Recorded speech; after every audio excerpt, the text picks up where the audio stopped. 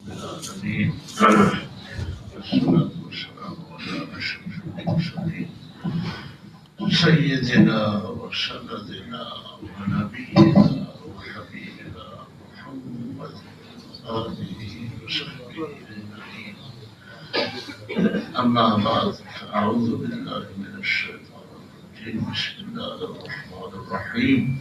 إن الله وملائكته يصلون على النبي يا أيها الذين آمنوا صلوا عليه وسلموا تسليما.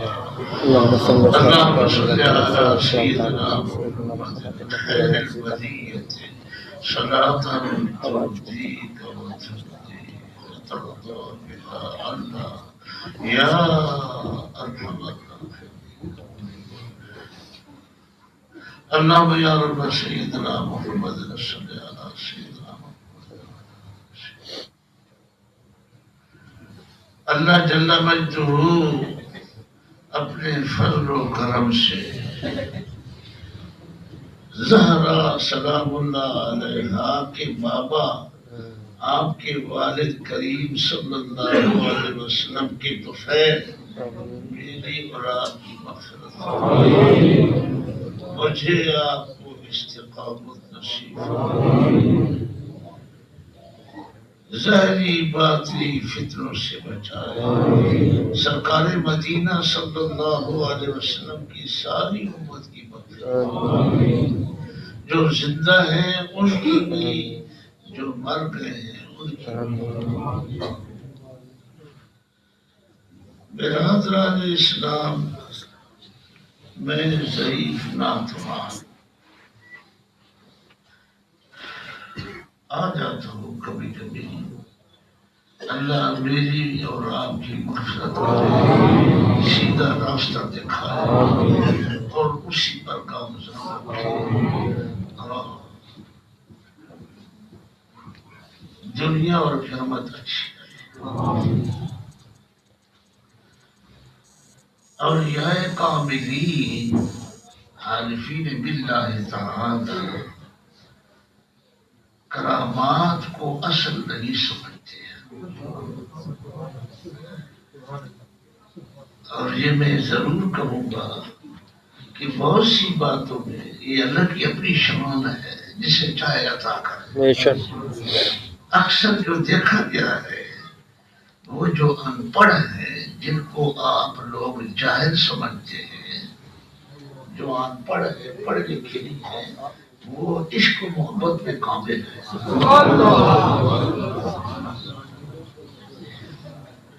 جٹ زمیندار جو ہے وہ پختہ ہے، وہ مسجد کی دیواروں کو بھی چومتے ہیں، قرآن مجید کو بھی چومتے ہیں، ولیوں کو بھی چومتے ہیں.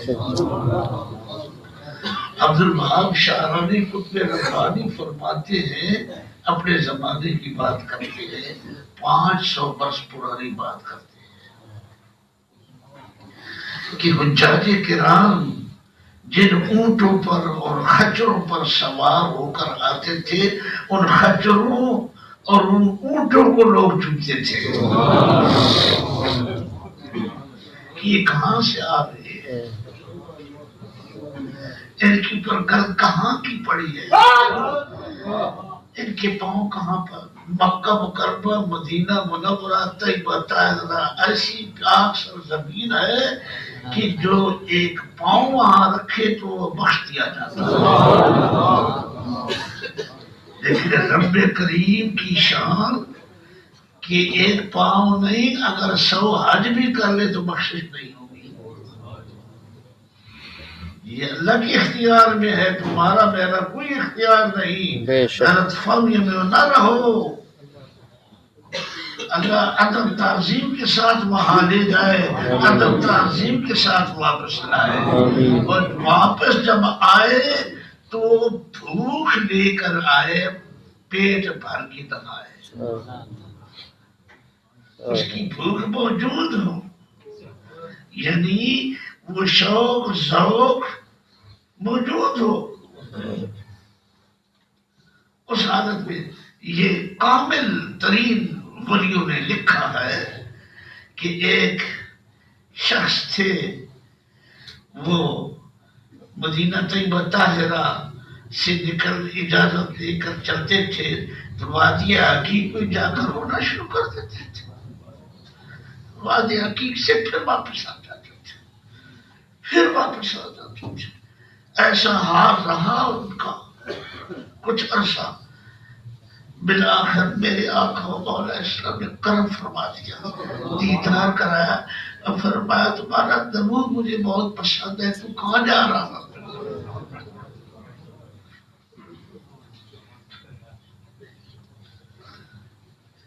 برادران اسلام، زمین آسمان کی پیدائش سے کئی ہزار سال پہلے اللہ نے ارواح کو پیدا فرمایا، اور ارواح کو پیدا فرماتے وقت فیصلہ کر دیا کہ یہ کیا ہوگا، یہ نمازیں بھی پڑھے گا، تلاوت بھی کرے گا، روزہ بھی رکھے گا، صدقات و خیرات بھی کرے گا، بڑے اچھے عمل کرے گا، کرتے کرتے جب موت کے قریب پہنچے گا تو کافر ہو کے مر جائے گا، ساری زندگی غلطیوں میں مبتلا رہے گا، اور جب اس کی موت کا وقت قریب آئے گا تو سب سے نفرت ہو جائے گی، اللہ اس کی رسول کی محبت کو اپنے دل میں ڈال کے اس دنیا سے ایمان لے کے جا جائے گا۔ برادران اسلام، اصل چیز اللہ اس کے رسول کی محبت ہے، بے شک آپ کا اور استقامت کتنی بار بتاؤں، پہلے بھی بتایا، اب بھی بتاؤں گا، انشاءاللہ آئندہ بھی بتاتا رہوں گا۔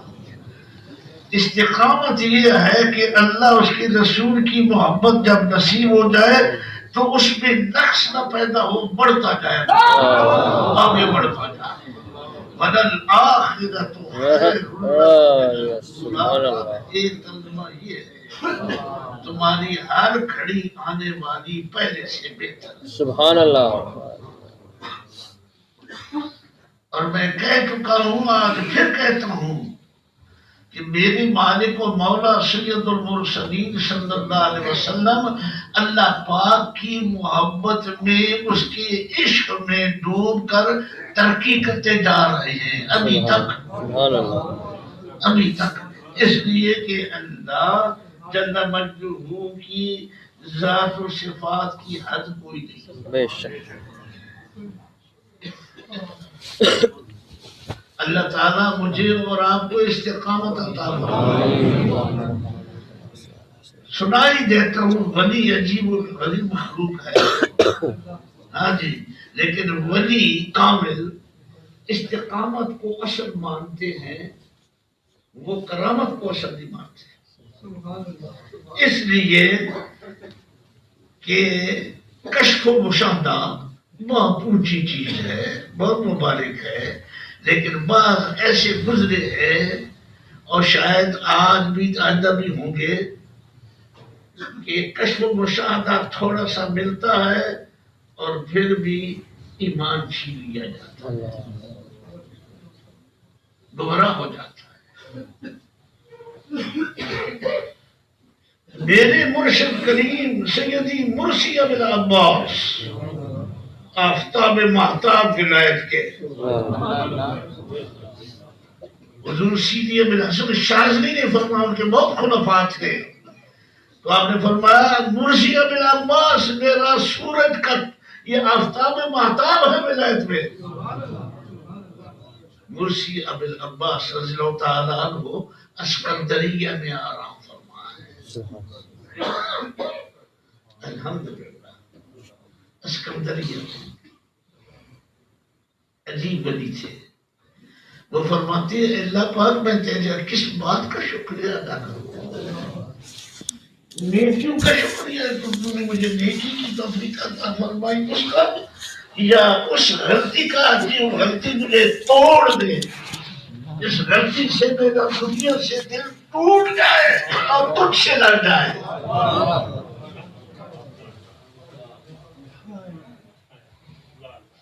ساری زندگی میں دیکھا گیا ہے، یہاں بھی آتے رہے اور چلے گئے،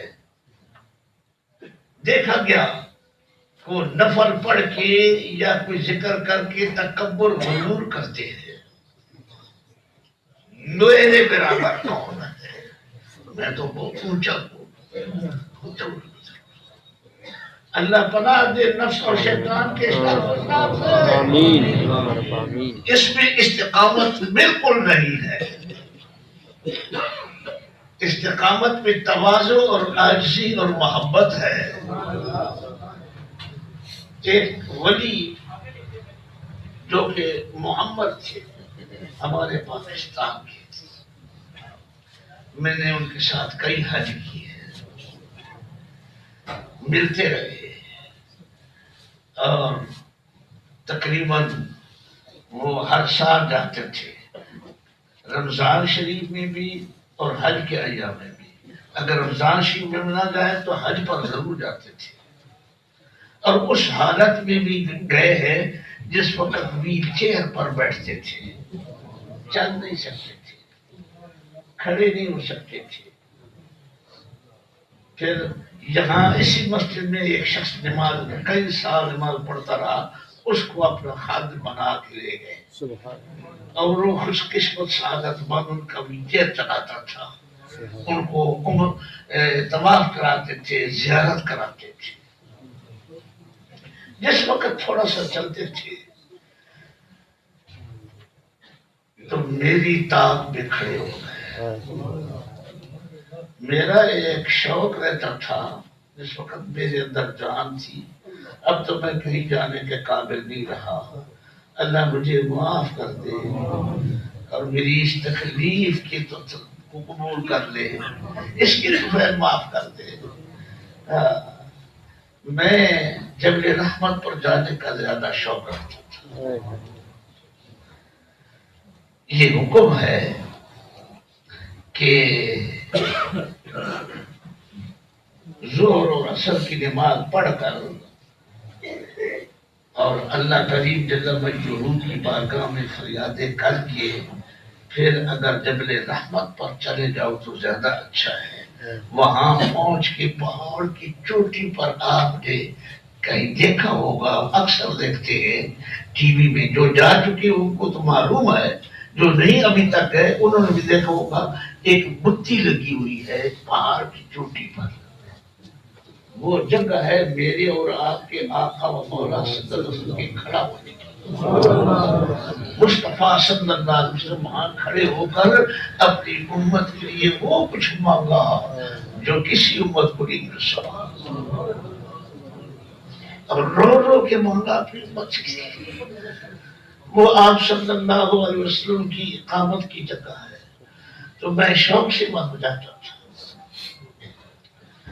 اور وہاں سے واپسی پر عصر کا ٹائم گزر رہا تھا۔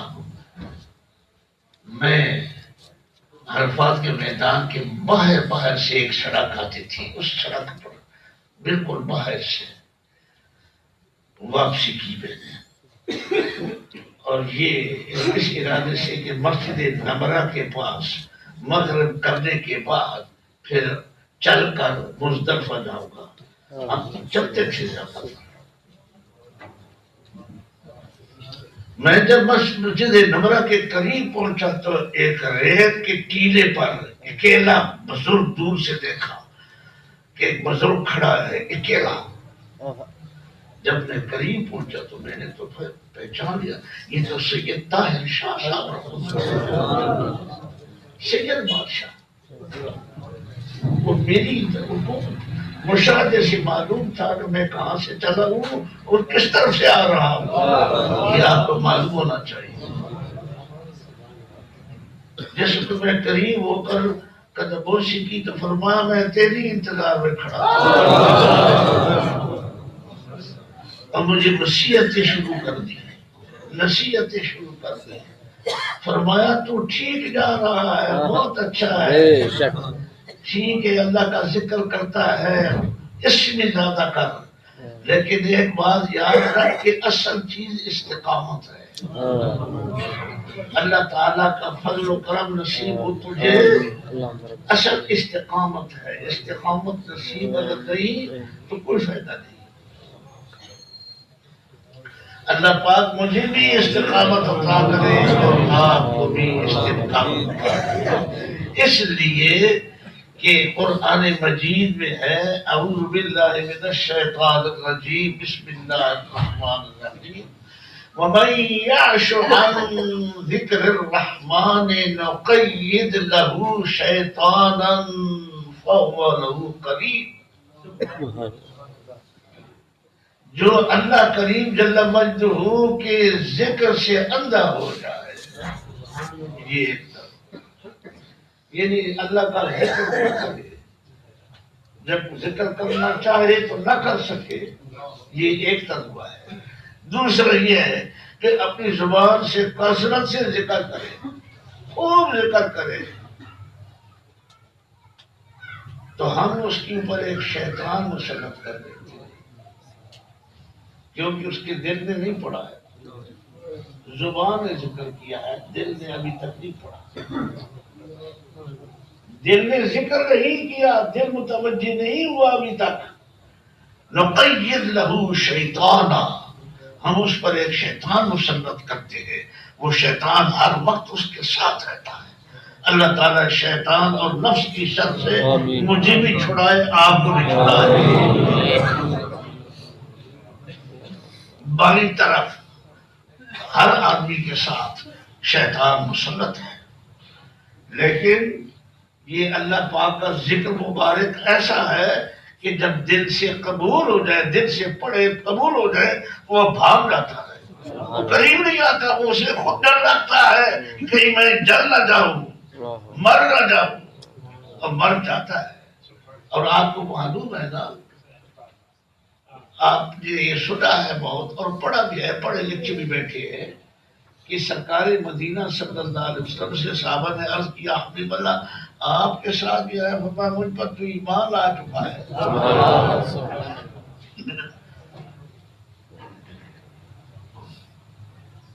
وَإِذَا مَا أُنزِلَتْ سُورَةٌ فَمِنْهُم مَّن يَقُولُ أَيُّكُمْ زَادَتْهُ هَٰذِهِ إِيمَانًا۔ سبحان اللہ۔ اور جب قرآن مجید اترتا ہے، قرآن مجید نازل ہوتا ہے، تو ان میں سے کوئی ایسے ہے جو کہتے ہیں کہ اس قرآن مجید کو سن کر تم میں سے کس کی ایمان میں اضافہ ہوا ہے۔ فَأَمَّا الَّذِينَ آمَنُوا فَزَادَتْهُمْ إِيمَانًا وَهُمْ يَسْتَبْشِرُونَ۔ بہرحال جو ایمان والے ہیں بالکل یقین کر لو کہ ایمان جو میں کہہ رہا ہوں اس سے مراد وہ ایمان ہے جو دل کے اندر دل آشنا ہو جائے۔ بہرحال جو ایمان والے ہیں ان کے ایمان میں اضافہ ہو جاتا ہے جب قرآن مجید سنتے ہیں۔ اور میرے مالک و مولا صلی اللہ علیہ وسلم نے ایک مرتبہ سورت رحمان تلاوت فرمائی تو صحابہ کرام زیادہ نہ بولے، آقا و مولا صلی اللہ علیہ وسلم نے فرمایا تم سے تو جن بہتر ہے کہ جس وقت میں نے یہ سورت ان کے سامنے تلاوت کی تو جس وقت میں فَبِأَيِّ آلَاءِ رَبِّكُمَا تُكَذِّبَانِ پڑھتا ہوں اسی وقت وہ جھک جاتے ہیں، دعا کرتے ہیں اے اللہ پاک ہم تیری کسی نعمت کا بھی شکریہ ادا نہیں کر سکتے۔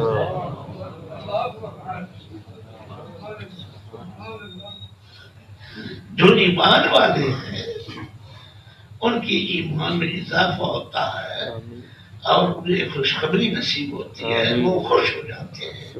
وَأَمَّا الَّذِينَ فِي قُلُوبِهِم مَّرَضٌ فَزَادَتْهُمْ رِجْسًا إِلَىٰ رِجْسِهِمْ وَمَاتُوا وَهُمْ كَافِرُونَ۔ پڑھو، یہ 11واں پارہ ہے، 11ویں پارے کی شروع میں پڑھ رہا ہوں۔